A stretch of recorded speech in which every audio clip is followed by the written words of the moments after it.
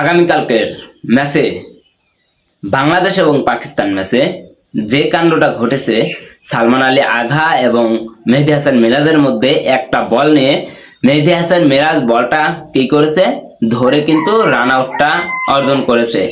আর সালমান আলী আঘা সে মাঠের মধ্যে কিন্তু এমন একটা বিহেভ করেছে যেন সে ইন্টারন্যাশনাল খেলোয়াড় না, সে একজন পাড়ার ক্রিকেটার, যে আমাকে সাথে না নিলে আমি খেলতে দিব না, আমি আউট হলাম কেন, এরকম একটা বিহেভ সে মাঠের মধ্যে করেছে। আসলে এটা দুঃখজনক, কারণ পাকিস্তানি প্লেয়ারদের কাছ থেকে আমরা এরকম আচরণটা কিন্তু আমরা মোটেও আশা করিনি। তারপরেও সে এরকম আচরণটা করে ফেলেছে। যাই হোক, আপনারা যারা মেহেদী হাসান মিরাজকে ভুল বলছেন যে মেহেদী হাসান মিরাজ ভুল করেছে, এটা আউট হয়নি, মেহেদী হাসান মিরাজ কেমন করে পারলো, আপনারা একটা জিনিস দেখেন যে আমরা যারা পাড়ার ক্রিকেট খেলি, সেই পাড়ার ক্রিকেটেও কিন্তু যারা খেলে তারা কিন্তু নিয়মটা জানে যে যদি দাগের বাহিরে থাকে তাহলে রান আউট করার সম্ভাবনা আছে, সে রান আউট হতে পারে। আর সালমান আলী আঘা একজন ইন্টারন্যাশনাল খেলোয়াড় হয়ে সে কিভাবে দাগের বাহিরে থেকে বলটা ধরতে গেল? কারণ তার ওই সময় উচিত ছিল কি যে আমার লাইনটা ক্লোজ করে দেওয়া, দাগটা ক্লোজ করে তারপরে এসে মেহেদী হাসান মিরাজকে বল দিলে তাইলে কিন্তু এত সমস্যাটা হতো না। যেহেতু মেহেদী হাসান মিরাজ তার বলেই এমনকি সে পা দিয়ে বলটি ঠেকিয়েছে, ওই মুহূর্তে সালমান আলী আঘা নিজেকে বাঁচানোর জন্যই কিন্তু সে কি একটা প্ল্যান করেছিল যে বলটা যদি আমি ধরে দেই তাহলে আউট হব না, বলটা ডেড হয়ে যাবে, ওই বল আর কাজে লাগবে না। কিন্তু সালমান আলী আঘা ধরার আগেই কিন্তু মেহেদী হাসান মিরাজ বলটা ধরে ফেলেছে।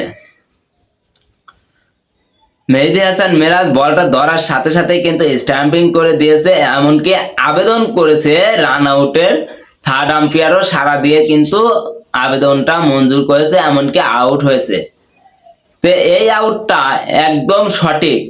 আবার ওই সময় আপনারা যারা মেহেদী হাসান মিরাজকে বলতেছেন যে কাজটা ঠিক করেন নাই, ওই সময় যে কোনো দলের যে কোনো খেলোয়াড় যদি থাকতো তাহলে সেম কাজটাই করতো, কারণ ওই সময় একটা উইকেটের প্রয়োজন ছিল, তা আবার সালমান আলী আঘার মতো গুরুত্বপূর্ণ একটা উইকেট।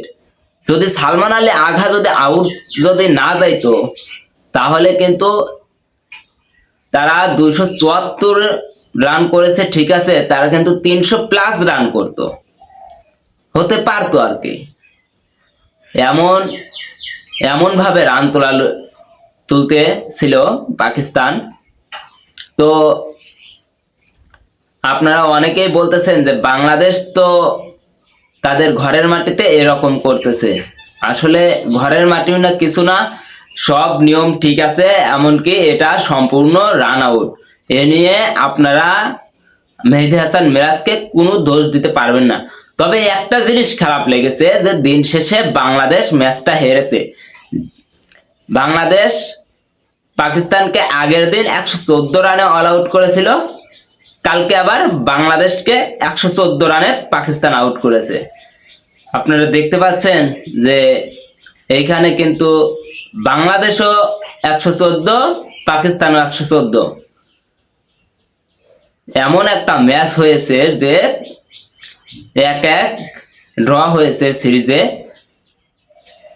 আর একটা ম্যাচ আছে, সেটা অঘোষিত ফাইনাল হিসেবেই আমরা ধরে নেব যে বাংলাদেশ এবং পাকিস্তানের মধ্যে একটা ফাইনাল ম্যাচ। যদিও বাংলাদেশের ব্যাটাররা সুবিধা করতে পারেনি বেশি, প্রথম থেকে উইকেট হারাইছে, উইকেটের বিরতিতে উইকেট একের পর এক শুধু বিলিয়ে দিয়েছে বাংলাদেশের ব্যাটাররা, এখানেই বাংলাদেশের ব্যর্থতা। আর ওই আউটটা কিন্তু সম্পূর্ণ আউট এবং সম্পূর্ণ ক্লিয়ার বল। আমার কথা হয়তো বা আপনারা বুঝতে পেরেছেন, যদি আপনারা ক্রিকেটটা বোঝেন তাহলে অবশ্যই আমার কথাটাও বুঝতে পেরেছেন।